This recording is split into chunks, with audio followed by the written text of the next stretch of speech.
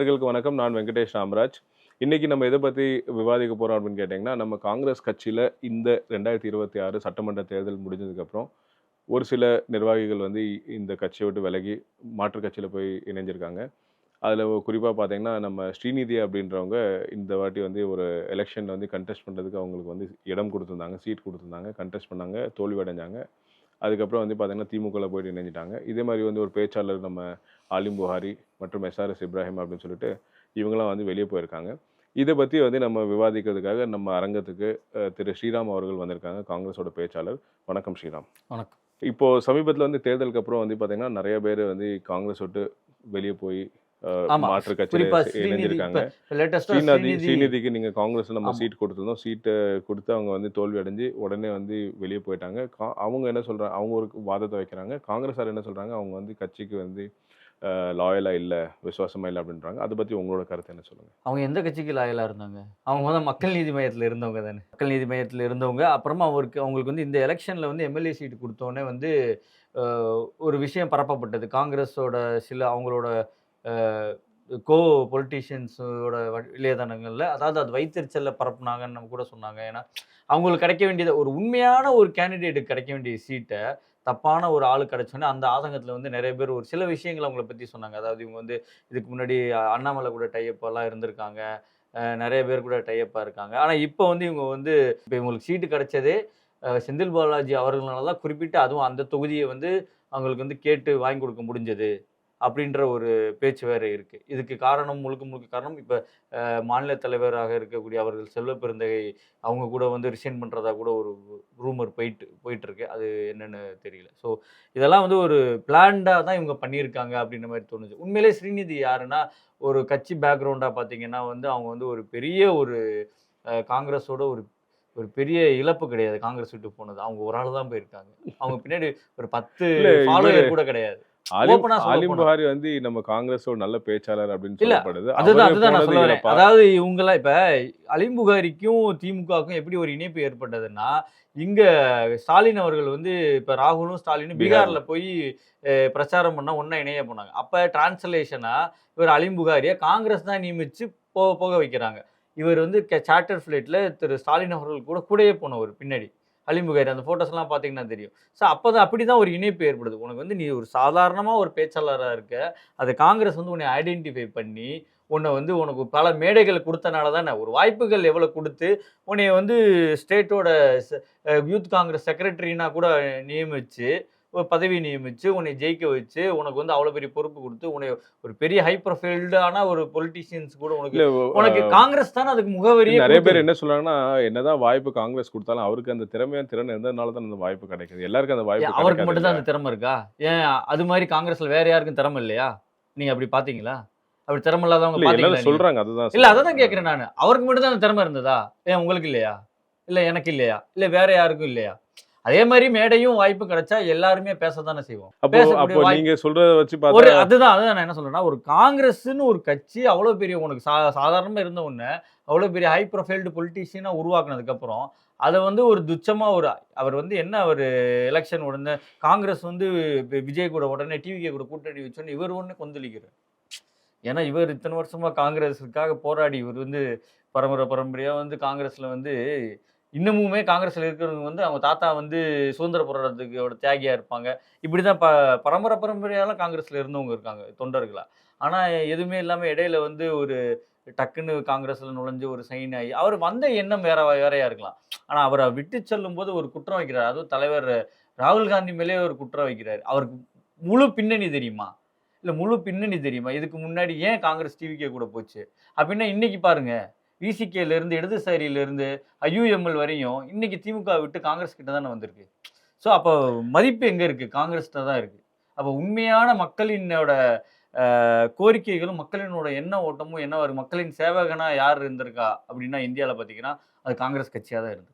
அதே மாரி பார்த்தீங்கன்னா, ஒரு சில அ அதாவது காங்கிரஸோட உண்மையான லாயலிஸ்ட்லாம் என்ன சொல்றாங்கன்னா, ஒரு சில தலைவர்கள், ஒரு ஒரு சில நிர்வாகிகள் வந்து திமுக கூட அ சேர்ந்து அவங்க வந்து அவங்களோட பேச்ச கேட்டு வொர்க் பண்றதுனால தான் வந்து இந்த காங்கிரஸ் கட்சி வந்து பெருசா வந்து தமிழ்நாட்டுல மறுபடியும் வர முடியல.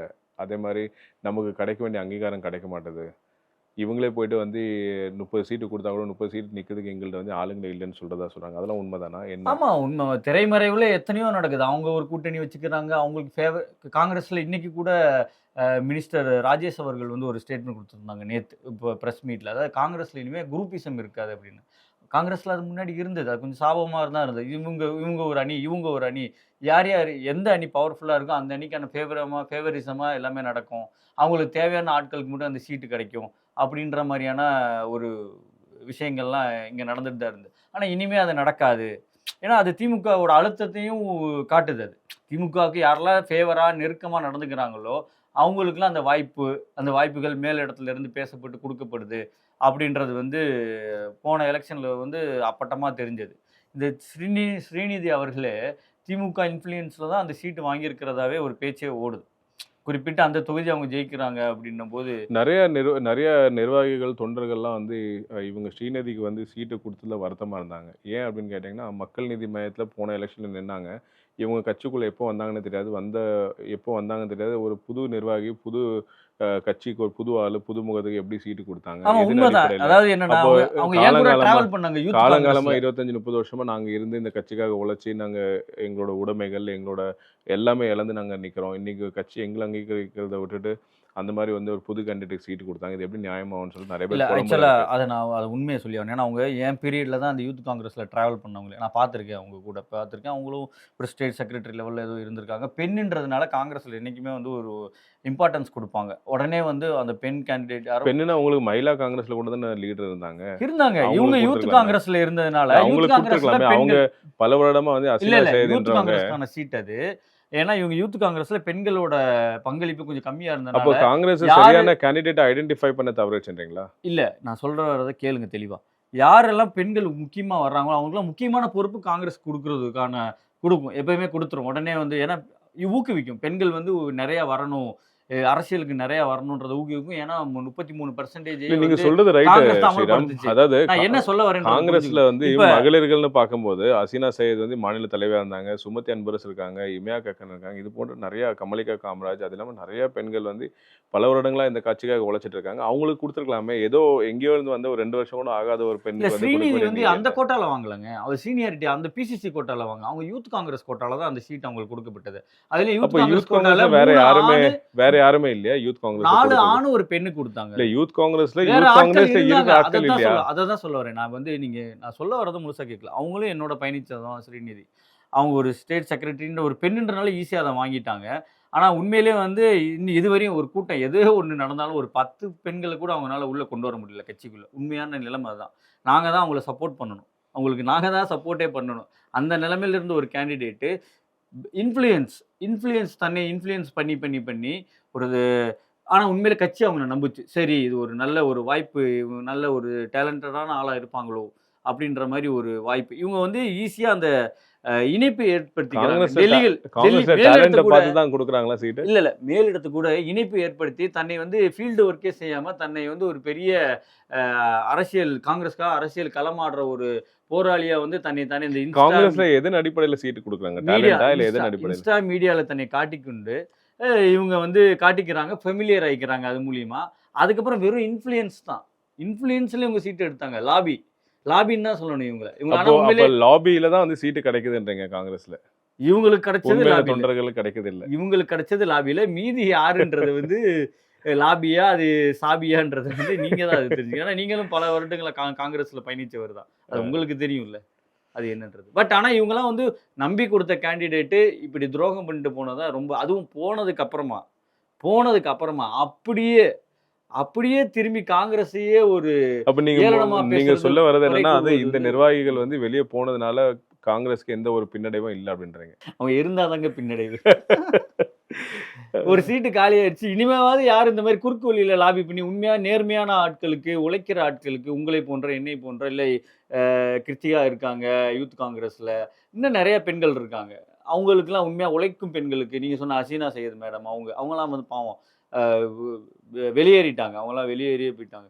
ஸோ நெறைய துகினான்லாம் இருக்காங்க. நெறைய பெண்கள் இருக்காங்க. அவங்களுக்கு வாய்ப்பு கிடைக்கணும்னு நான் உண்மையிலே மனப்பூர்வமா விரும்புறேன் நானு. இந்த அரங்கத்துக்கு வந்து எங்களோட கலந்தாய்வு பண்ணி இந்த தகவல பரிமாறினதுக்கு ரொம்ப நன்றி ஸ்ரீராம். Thank you.